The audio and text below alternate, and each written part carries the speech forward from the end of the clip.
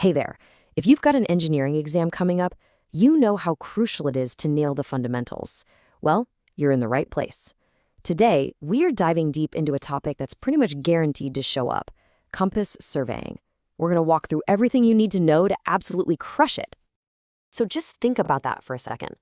Before we had a network of satellites in the sky telling us exactly where we are, how did we build everything? How did we map everything? Well, it all came down to skill, some clever math, and one incredible instrument. The undisputed hero of this story is the magnetic compass. This tool was the very foundation for figuring out direction and drawing the lines that became, well, everything: our roads, our property lines, our entire world map. All right, here's our game plan. First, we'll cover the basics. What is this stuff anyway? Then we'll get into the critical adjustments you need to know. After that, we'll meet the two main compass types, take a good look at each one, and then, and this is the best part for your revision, we'll put them head-to-head in a final breakdown. Okay, let's jump right into section 1. When we talk about compass surveying, what are we really talking about? At its core, it's all about one thing: measuring direction. So this is the textbook definition you've got to lock in. A survey compass has two main jobs. Job number 1, it measures the horizontal angle between two different things you're looking at. Job number 2, it tells you the bearing of a single line, which is just a fancy way of saying its direction compared to north. That's it. Angles and direction. Right, so you can't just take a compass out of its box, plop it on the ground, and expect to get good readings. You've got to get it set up just right. This is where adjustments come in, and trust me, knowing the difference between the two types is absolutely essential for your exams. Here's the easiest way to think about it. Temporary adjustments are the things you do out in the field every single time you set up the instrument. Think of it like adjusting your seat and mirrors before you drive your car. You do it every time. Permanent adjustments, on the other hand, are like taking that car to a mechanic for a major engine overhaul. It's done by a specialist in a lab to fix something that's fundamentally wrong with the instrument, and it's meant to last a long, long time. Now that we've got the basics down, let's meet the two stars of the show. These are the main players in compass surveying, and while they both rely on a magnetic needle, you'll see they work in completely different and pretty clever ways. And here they are: the Surveyor Compass and the Prismatic Compass. We're going to get to know each one intimately, starting with the classic Surveyor Compass. First up, the Surveyor Compass. You can think of this one as the original, the old school classic. It has some very specific features that you'll need to be able to spot in an instant. Okay, you can see the key features here, but let's focus on the most important one, the one that defines how this whole thing works. The graduated ring, the circle with the numbers, is fixed to the body of the compass. This means when you turn the box to aim at something, the numbers turn with you. The needle, meanwhile, just keeps doing its thing, pointing north. So you read the bearing by looking at what number the tip of the steady needle is pointing to on the ring that you just moved. Now, this design leads directly to a specific measurement system called quadrantal bearing, or QB for short.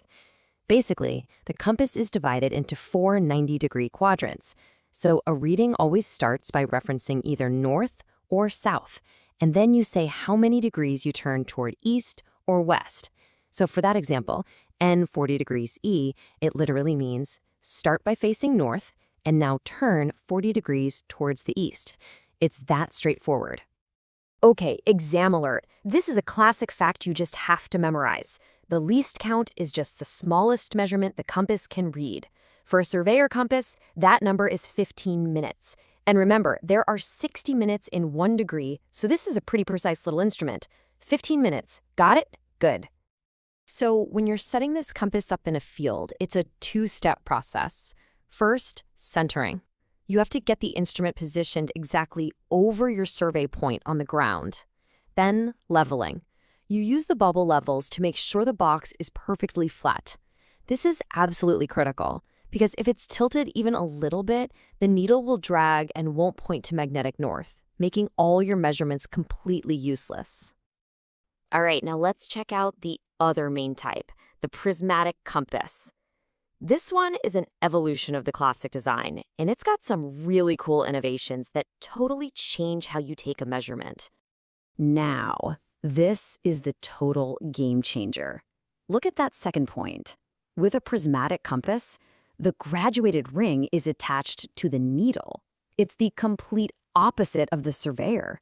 This means the needle and the numbers move together as one single unit, always pointing north. So when you turn the compass box to aim at your target, the numbering stays put. You just look through a little prism to read the bearing. The best part? You can sight your target and read the angle at the exact same time. It's incredibly efficient. This clever design uses a different system called whole circle bearing, or WCB. It's just a simple 0 to 360-degree circle. But, and this is a classic exam trap, so pay close attention, the numbers on the ring are written inverted. 0 is at the south end, 180 is at the north, 90 is west, and so on. Why? Well, because you're reading it through a prism, which flips the view. The compass essentially does the mental math for you. Just burn that weird layout into your memory. And here's the other magic number you need to know. The least count of a prismatic compass is 30 minutes. Now wait a second. That's double the surveyor's count, which means it's less precise, right? Exactly. It's a trade-off. The surveyor can give you a more precise reading, but the prismatic is often much faster and easier to use. The temporary adjustments here are almost identical, but with one extra step.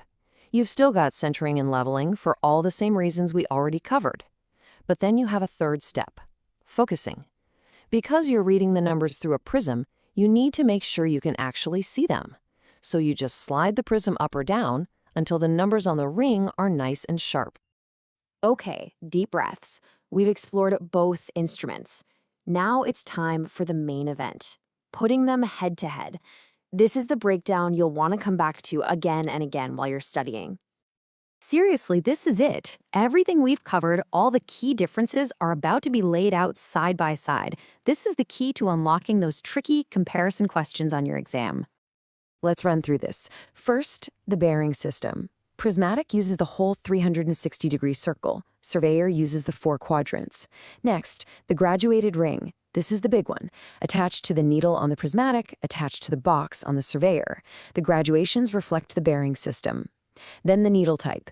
The prismatic needs a broad needle to carry the ring, while the surveyor uses a sharp, pointy edge bar needle. Reading method. Prismatic is simultaneous through a prism. Surveyor is a 2-step process of sighting then reading. And finally, tripod. A prismatic is small enough to be used by hand, but the surveyor really needs a tripod for stable, accurate readings. So as we wrap up, let's think about this.